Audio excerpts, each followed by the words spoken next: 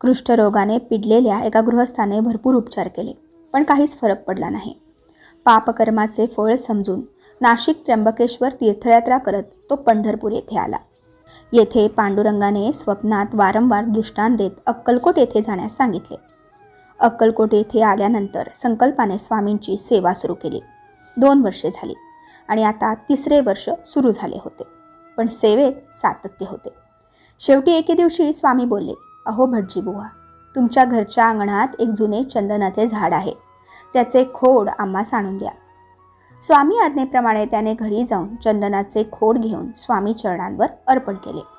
स्वामींनी चंदनाचे खोड पुन्हा त्याच्या हातात देत बोलले की अरे बाळा, हे चंदनाचे खोड उगाळून अंगास लाव. ज्या दिवशी हे संपेल त्या दिवशी तुझे संपूर्ण कष्ट जाईल, तू पूर्णपणे बरा होशील.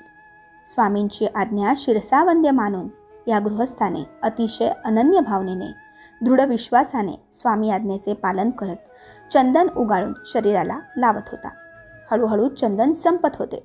तसतसे त्या गृहस्थाचे शरीर दिव्य होत होते आणि ज्या दिवशी चंदन संपूर्ण संपले त्या दिवशी त्या गृहस्थाच्या शरीरावरील कुष्ठरोग पूर्णपणे बरा झाला.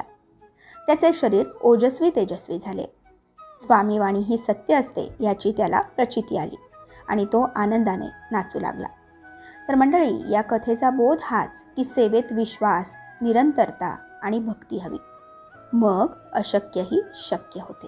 हे कायम लक्षात ठेवा. धन्यवाद. श्री स्वामी समर्थ.